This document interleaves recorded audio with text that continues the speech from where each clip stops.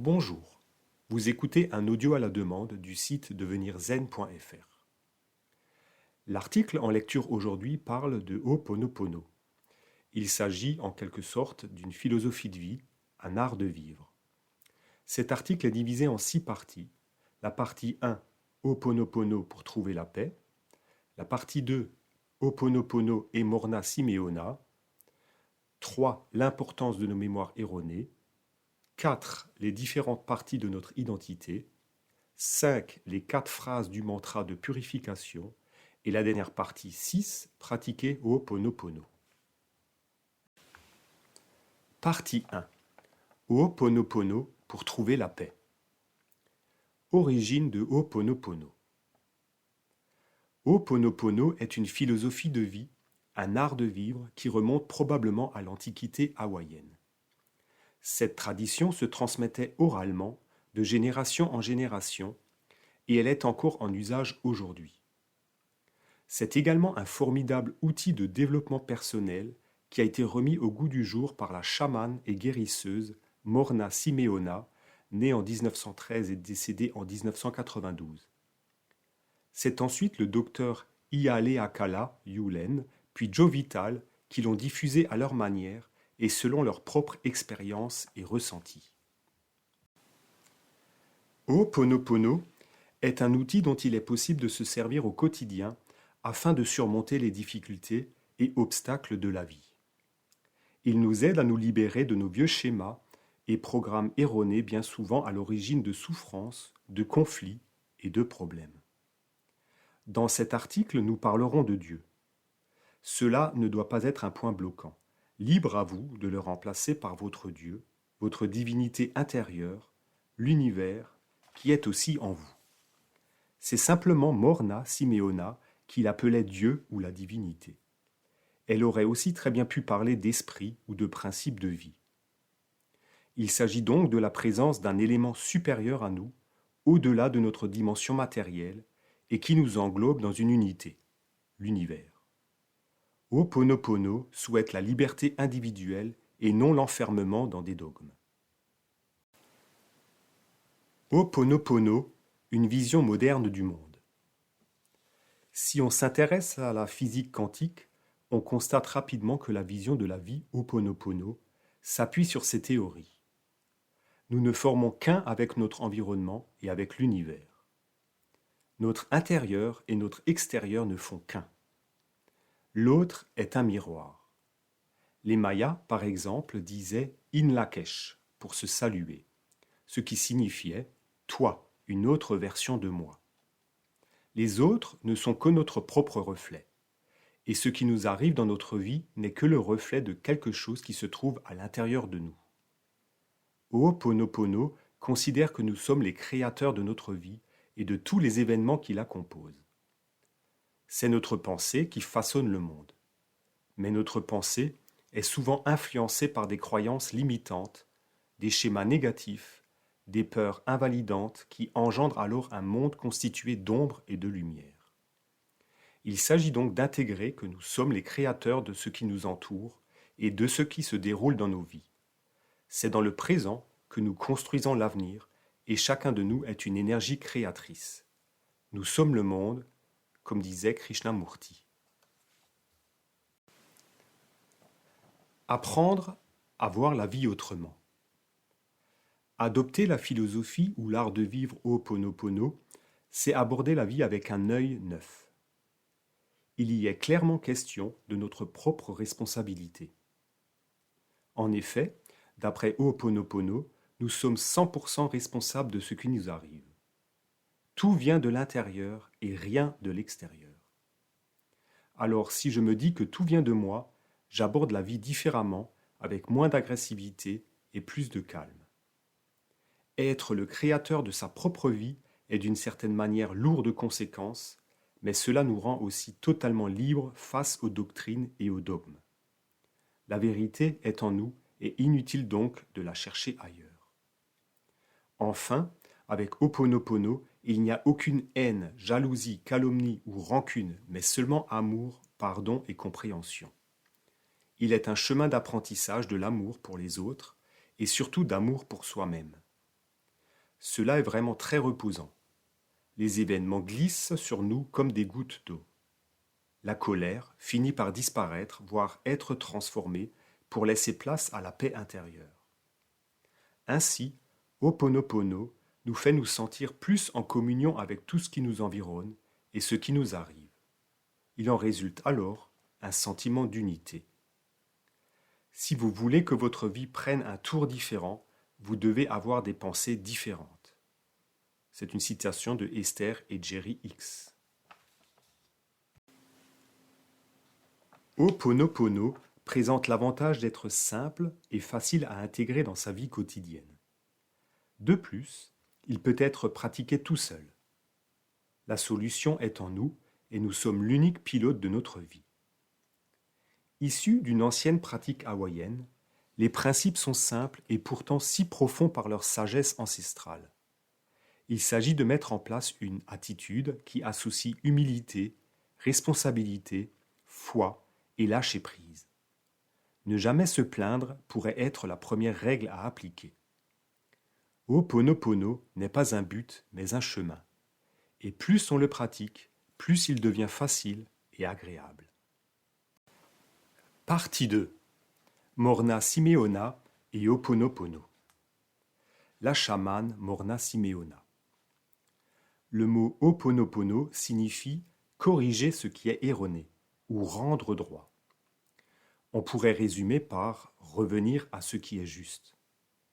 D'ailleurs, vivre pono, pour un Hawaïen, veut dire vivre aligné, dans l'équilibre et le pardon. Il y a une quête de pureté de cœur en quelque sorte. Aussi, Hawaï a décidé en 1993 d'inscrire la tradition Ho'oponopono par l'intermédiaire de Morna Simeona en tant que trésor vivant dans sa constitution. Si nous voulons changer le monde, incarnons ce changement. Rudolf Steiner. La chamane, Morna Nalamaku Simeona, désolé si j'ai pas l'accent hawaïen, est née à Honolulu à Hawaï. Elle était une kahuna lao lapao, c'est-à-dire une guérisseuse par les herbes. Elle pratiquait également les massages lomi lomi nui. Beaucoup l'appelaient grande tante, qui est une expression hawaïenne, ce qui était une preuve de sa popularité à Hawaï et surtout de la considération portée à son égard. Après 10 années à pratiquer dans son propre cabinet, elle donna de nombreuses conférences, notamment aux Nations Unies, aux USA, en Europe, et cela dans des divers lieux comme des écoles, des universités, des hôpitaux, des institutions.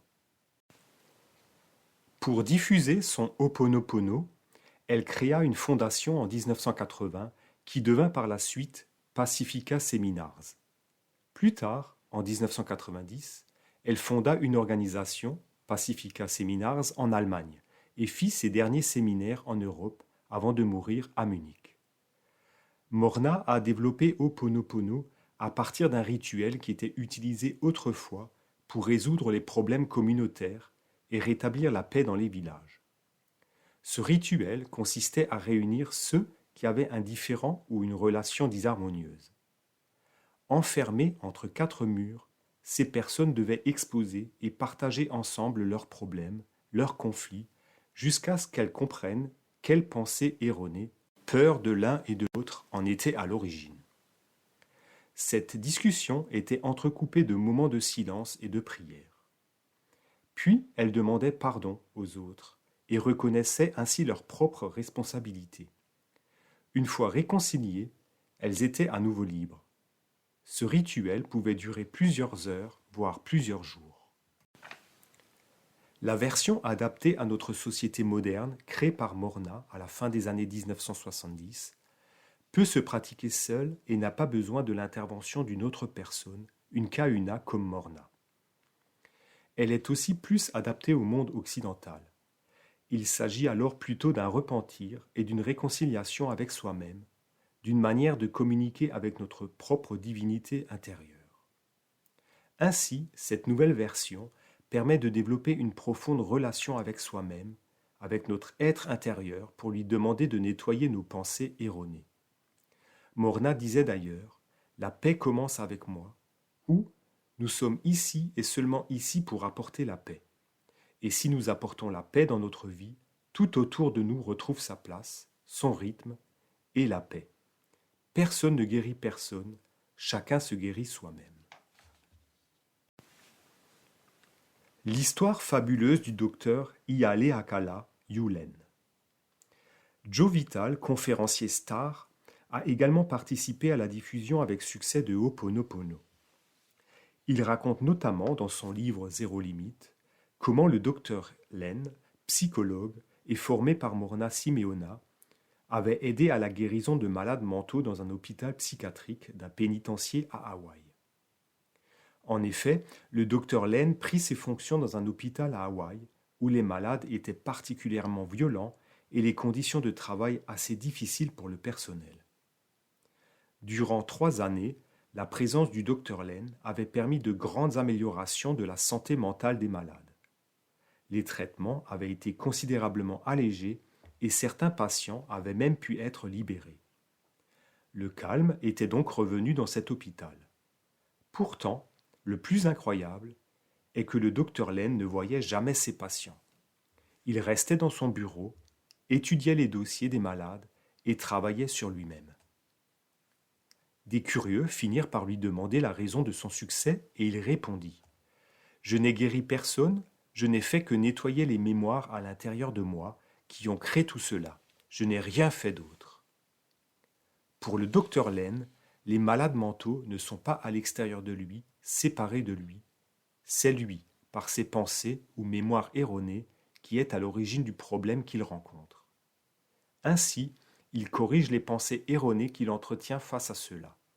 Il prenait donc les dossiers de ses patients et répétait son mantra : « Désolé, pardon, je t'aime, merci. » S'aimer soi-même est la meilleure façon de s'améliorer, et à mesure que l'on s'améliore, on améliore le monde qui nous entoure. Cela ne serait pas le Ho'oponopono original. Michael Miclei était très proche de Morna Simeona. Ils ont collaboré ensemble et il a pu bénéficier directement de son savoir durant des années. Il a notamment accueilli Morna chez lui durant la dernière année de sa vie en Allemagne, près de Munich. Michael s'est occupé de la traduction officielle en allemand du livre de Morna Simeona, Self-Identifying Through Ho'oponopono, et Yvette Maury de la traduction française.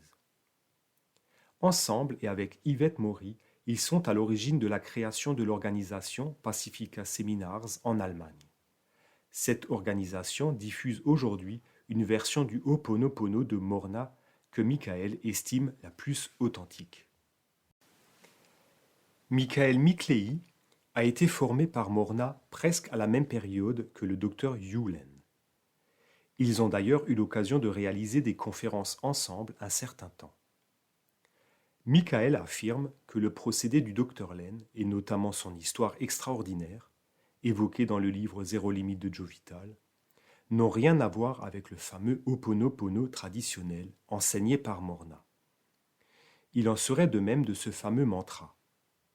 En réalité, le docteur Len aurait appliqué, à l'hôpital d'Hawaï, un procédé en 14 étapes, un processus long, de Ho'oponopono selon les conseils de Morna. De plus, le fait que, soi-disant, il ne rencontrait pas ses patients ne serait pas vrai. Pour Michael, il existe aujourd'hui de nombreuses fausses interprétations sur le Ho'oponopono moderne de Morna, avec de nombreuses variantes, prières et outils. Ces interprétations ne devraient pas s'appeler Ho'oponopono, car bien éloignées du Ho'oponopono traditionnel et authentique de Morna. Pour Michael, le mantra « Désolé, pardon, je t'aime, merci » n'a rien à voir avec Ho'oponopono. Il manquerait le pardon réciproque qui est le cœur de Ho'oponopono. De plus, ce mantra n'est pas connu à Hawaï. Par contre, c'est bien le docteur Len qui est à l'origine de ce mantra développé dans le livre de Joe Vital. Cela n'empêche que le mantra est une belle prière et surtout très simple, ce qui a sans doute fortement contribué à son succès. Même si l'on n'y voit que de l'autosuggestion ou de la pensée positive, d'après Michael, Cette prière a le don de nous rassurer, nous tranquilliser et d'étendre une situation. Est-ce que ce mantra apporte la purification, puis la libération définitive qui était le but de Morna? Cela est une autre question. En effet, il ne s'agissait pas pour Morna de s'attaquer à nos problèmes quotidiens et de se faire pardonner, mais plutôt de dissoudre les causes disharmonieuses à l'origine du problème, de s'en libérer, et cela définitivement. Les principes de base de Ho'oponopono. 1. La réalité physique est une création de mes pensées. Le monde est ce que je pense qu'il est. Si mes pensées sont erronées, elles créent une réalité physique fausse. 2. Si mes pensées sont justes et harmonieuses, elles créent une réalité physique pleine d'amour.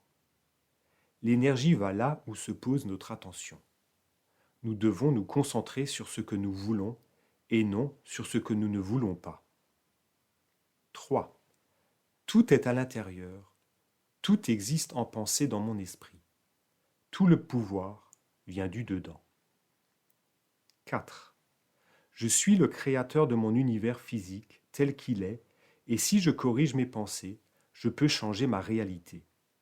Tout est possible, il n'y a pas de limite.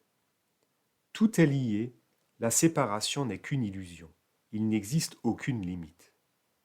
Les limites, utiles ou pas utiles, sont toutes fabriquées par soi-même.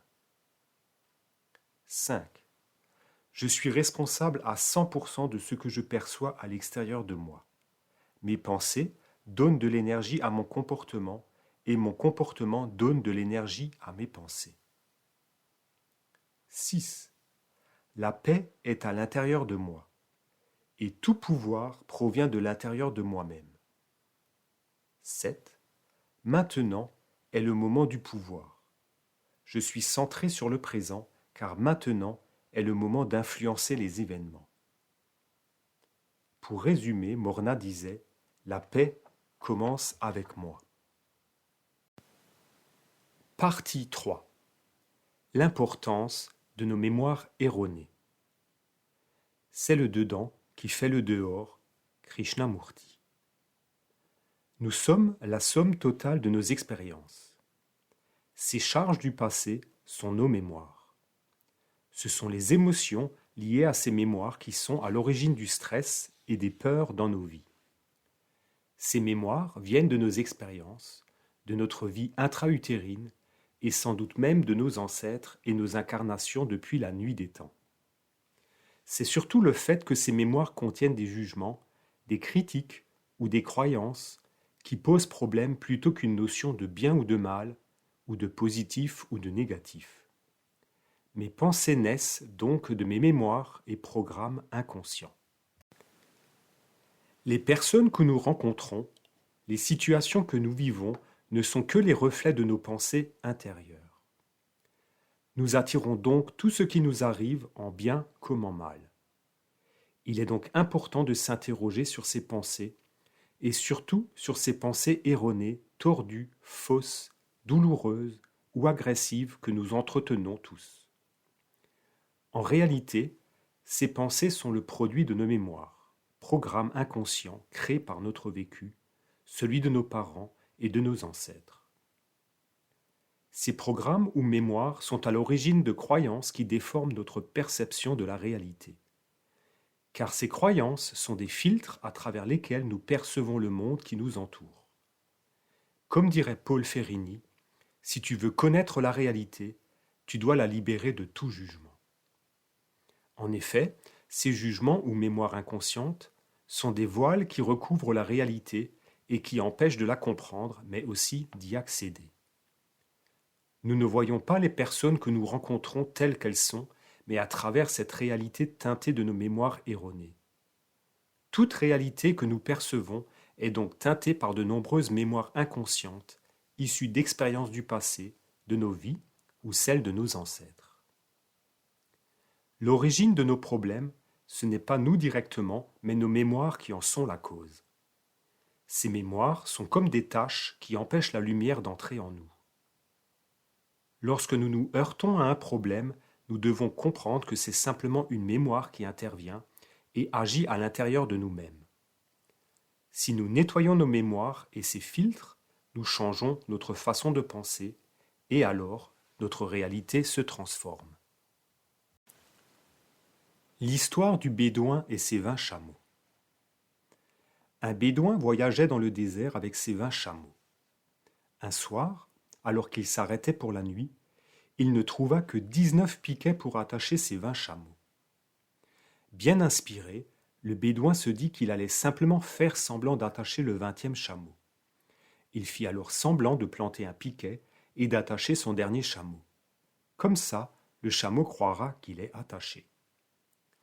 Le lendemain, tous les chameaux étaient bien là et le 20e n'avait pas bougé. Il détacha alors tous les autres chameaux pour reprendre la route. Après un bon moment, il s'aperçut que le 20e chameau manquait et qu'il n'avait pas suivi le troupeau. Le bédouin, n'ayant pas fait semblant de le détacher, il était resté sur place, car il se croyait toujours attaché. Il en va de même pour nous. À un moment de notre vie, nous avons été bloqués comme un chameau attaché à un piquet. Et même si aujourd'hui nous ne le sommes plus, notre mémoire erronée et inconsciente nous fait croire que nous le sommes toujours. Le piquet n'est plus là, et pourtant nous n'avançons plus. Ho'oponopono nous permet d'effacer cette mémoire inconsciente et de reprendre notre cheminement. Tout est à l'intérieur, rien n'est à l'extérieur. Je suis le créateur à 100% de tout ce qui arrive dans ma vie. Si l'on considère que la source de nos problèmes provient de l'extérieur, de soi, alors nous nous trouvons bloqués, impuissants et rapidement désespérés. Nous pensons ne rien pouvoir faire car nous donnons le pouvoir à quelque chose d'extérieur à nous. En ce qui concerne la résolution des problèmes, le monde étant le reflet de ce qui se passe en nous, si des maladies ou des déséquilibres se manifestent, là où il faut aller voir, c'est en nous. Rechercher en dehors de nous un quelconque objet supposé être la cause de notre problème pour l'examiner n'a aucun sens. Tout stress, déséquilibre ou malaise ne peut être corrigé qu'en travaillant sur nous-mêmes. Morna Simeona. Morna Simeona et la notion de karma. Morna décrivait le rituel traditionnel de Ho'oponopono comme un moyen pour que chacun lâche l'autre, pour que les liens karmiques, les cordes Aka, soient coupés et ainsi libérer chacun des pensées négatives réciproques. La cérémonie laissait également une place importante aux herbes dans un repas festif, destiné à lâcher prise. Nous sommes liés entre nous par nos problèmes, des fils fins presque imperceptibles qui doivent être coupés. Nos problèmes sont donc le résultat d'un karma négatif et nous subissons ce que nous avons fait subir aux autres. Voilà pourquoi nous sommes les créateurs de nos conditions d'existence. Nous récoltons ce que nous semons, est la loi du karma. Au cours de nos innombrables incarnations, nous avons créé des liens négatifs entre nous. Avec le temps, nous avons fini par avoir presque tous au moins un lien, un fil entre chacun de nous. Se libérer d'un lien signifie alors se libérer soi-même, mais aussi l'autre, du même coup, ce qui est au bout du fil. Toutefois, le docteur Len explique qu'il n'avait pas réussi à guérir 2 malades de l'hôpital d'Hawaï. La raison évoquée aurait été l'absence de lien karmique entre lui et ces 2 patients-là. D'après Morna, tout comportement négatif s'inscrit dans notre corps astral, Uni-Ili-Pili en hawaïen. Et nos comportements négatifs peuvent même s'inscrire dans les objets, les plantes, présents à cet instant-là. Partie 4. Les différentes parties de notre identité. Le bonheur dépend beaucoup de la qualité de nos relations, que ce soit avec nous-mêmes ou avec le monde extérieur. Thich Nhat Hanh. Selon la tradition hawaïenne, notre identité est composée de 4 éléments. La compréhension de ces 4 éléments permet de mieux comprendre les principes de Ho'oponopono. Une pratique quotidienne a pour but de découvrir et établir la connexion avec la divinité en nous, pouvoir demander la rectification de nos erreurs de pensée, paroles ou actions, et ainsi retrouver la paix en soi. Les 4 différentes parties de notre identité. Il y a le subconscient, ou Uni-Hili-Pili, qui en hawaïen signifie enfant. Cet élément est donc notre enfant intérieur, avec la partie émotionnelle de notre être. C'est là que l'on retrouve toutes nos mémoires, mais aussi celles de nos parents et de nos ancêtres. Il y a le conscient, ou Uhan, qui en hawaïen veut dire mère. C'est notre ego, notre moi conscient, notre mental ou intellect qui nous permet de faire des choix dans notre vie. Il y a le superconscient, ou Omakua, qui signifie père en hawaïen. Cet élément est notre âme ou notre être supérieur. Cette partie est en nous, mais dans une autre dimension. Elle est reliée à Dieu, à l'univers, et n'est pas influencée par nos mémoires. La dernière partie, Dieu, ou l'intelligence divine. Cette partie se trouve en chacun de nous et nous relie tous. Ce Dieu en nous est capable de nettoyer nos mémoires si et seulement si nous lui demandons. Lorsque nous rencontrons un problème dans notre vie, il s'agit en réalité d'une mémoire qui se matérialise dans la réalité, l'enfant. La mère, la conscience, intervient alors. Elle a le choix entre continuer à se laisser guider par ses mémoires telle une marionnette, ou alors reconnaître que ce qu'elle voit n'est que le produit de ses mémoires anciennes, l'enfant, et qu'elle peut les changer.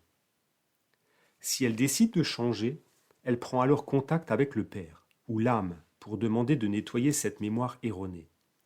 C'est à Dieu ou la divinité en nous que le Père demandera ce nettoyage. Seule la divinité est capable de nettoyer nos mémoires, et le Père, relié à Dieu, pourra alors en faire la demande. Pour la tradition hawaïenne, nous trouvons notre véritable identité que lorsque toutes les parties de notre personnalité vivent en parfaite harmonie, et surtout les 3 premières, enfant, mère, père. Aucun ne doit dominer l'autre car chacune est importante et a son rôle à jouer. Il est important de cultiver de bonnes relations entre toutes les parties de son être. Il est crucial que la mère ou la conscience prenne soin de son enfant intérieur, le subconscient. Car bien souvent, l'enfant intérieur se sent délaissé et est en souffrance. La mère doit déjà le rassurer en le reconnaissant, puis en le respectant et en lui manifestant de l'amour. Malheureusement, notre mère, qui est également notre mental, notre intellect, est souvent occupée à d'autres choses, à penser, à réfléchir, à vouloir tout contrôler. L'enfant est donc souvent laissé à lui-même, manipulé par les mémoires telle une marionnette.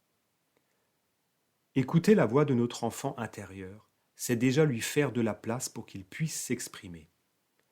Il faut savoir cultiver cette relation mère-enfant en étant à l'écoute de notre enfant intérieur, avec ses peurs, ses colères, ses chagrins. Notre enfant intérieur, une fois rassuré, se sentira en confiance et acceptera de collaborer. Sa mère pourra alors l'aider à se détacher de ses mémoires qui l'empêchent d'être lui-même, de retrouver sa joie, sa spontanéité. Une fois la relation mère-enfant bien établie, la mère va pouvoir décider de se débarrasser de ses mémoires encombrantes et s'adresser au Père pour qu'il demande une purification à la divinité, de nettoyer la mémoire. Il ne s'agit pas de détruire cette mémoire, mais plutôt de la transmuer en énergie positive en lui apportant de la lumière. Il est donc également important de développer la relation entre notre mère, le mental, et notre père, notre âme. C'est cette relation qui va favoriser notre contact avec notre partie divine. La pratique régulière de Ho'oponopono permet de cultiver et renforcer ce lien. En étant mieux reliés à notre âme, le Père, nous nous sentirons plus centrés, mieux dans notre vie et notre tête. Être relié à notre être supérieur, notre partie divine, nous procurera à chacun plus de force intérieure.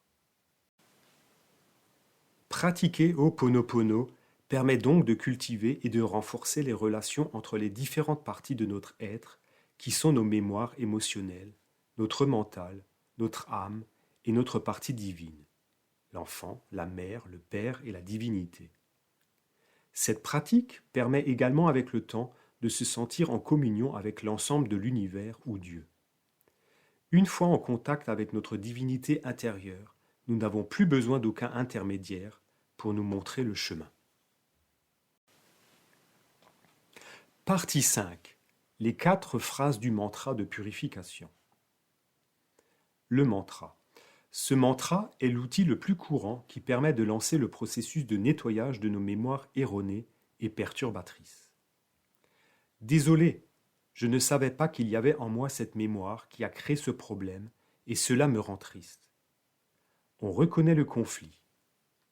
Pardon à la vie et à moi-même. Pardon, car je prends ma part de responsabilité et je souhaite réparer. Dire désolé, pardon, ne signifie pas être coupable. Il s'agit plutôt d'une demande d'excuse pour l'événement disharmonieux produit par nos pensées. Nous ne savions pas que nous avions cette mémoire négative et nous n'avons pas fait exprès de créer ce problème. Demander le pardon est également libératoire et permet de couper le lien avec ces mémoires.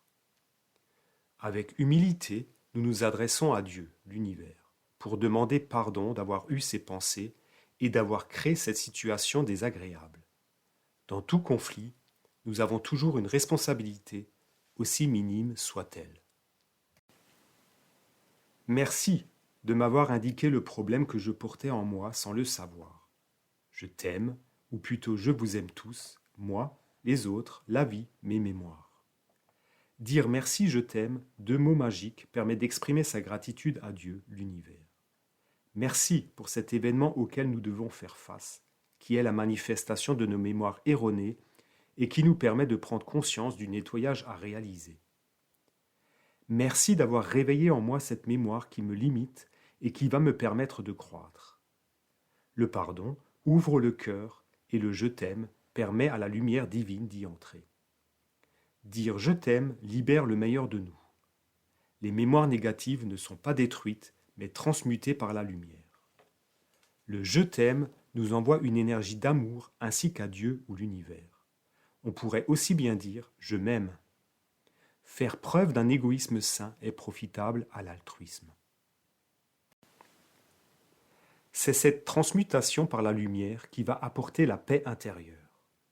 Le vide qui se forme alors va permettre d'accueillir l'inspiration venant de notre partie divine.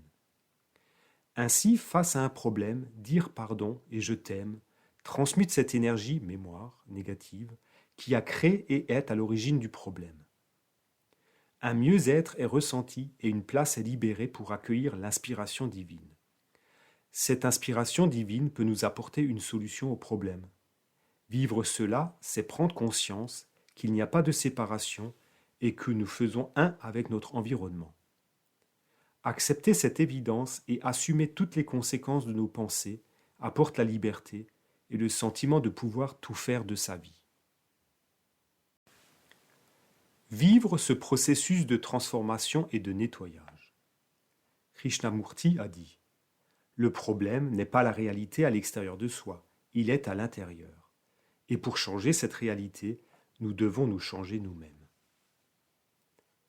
Vivre ce processus implique de reconnaître que l'origine des troubles dans notre vie vient de nous-mêmes et uniquement de nous-mêmes. Pour cela, il faut déjà apprendre à nous voir comme la source du problème.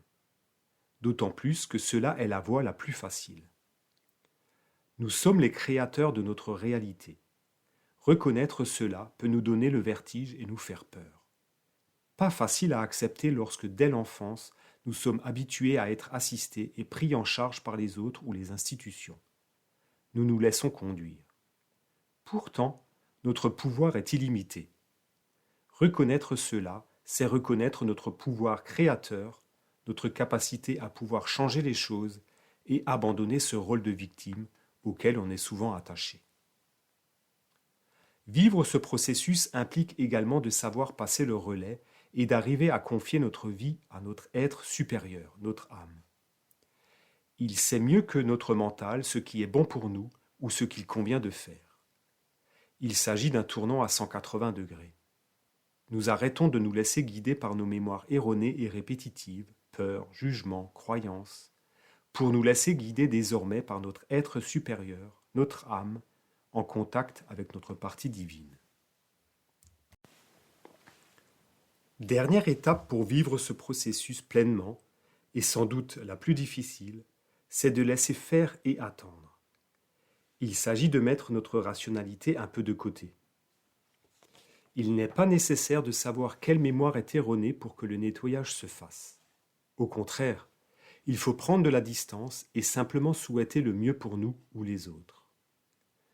Nous avons pourtant tellement l'habitude de vouloir tout contrôler, tout comprendre et tout expliquer. Une fois après avoir accepté de confier le nettoyage de nos mémoires à Dieu ou l'univers, il n'y a plus rien à faire. Il faut apprendre à faire confiance à la vie et être sûr que la meilleure solution nous sera apportée. Il faut être sans attente tout en restant attentif à la solution, l'inspiration qui peut survenir. Même si ce n'est pas toujours ce qu'on espérait, car des surprises sont toujours possibles.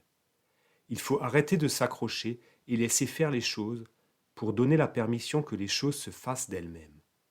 Plus on pratique Ho'oponopono, plus on arrive à lâcher prise. Laissez venir l'inspiration. Jung disait : pour trouver l'harmonie, il n'est pas utile d'atteindre la perfection, mais l'unité. Souvent, l'inspiration arrive de façon inattendue lorsque nous sommes sans attente.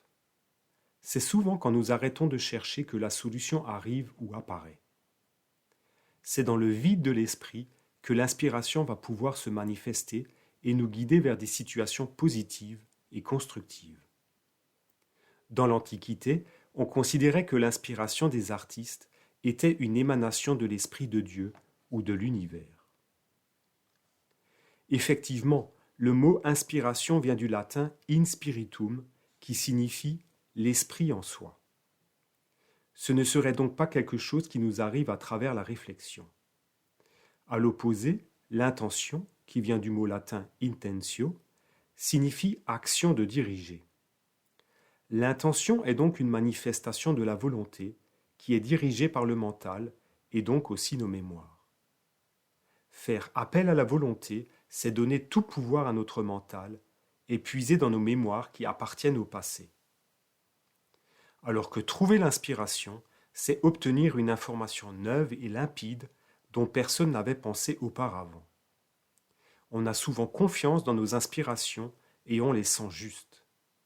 Elles nous apportent la paix intérieure et on les réalise alors sans réfléchir.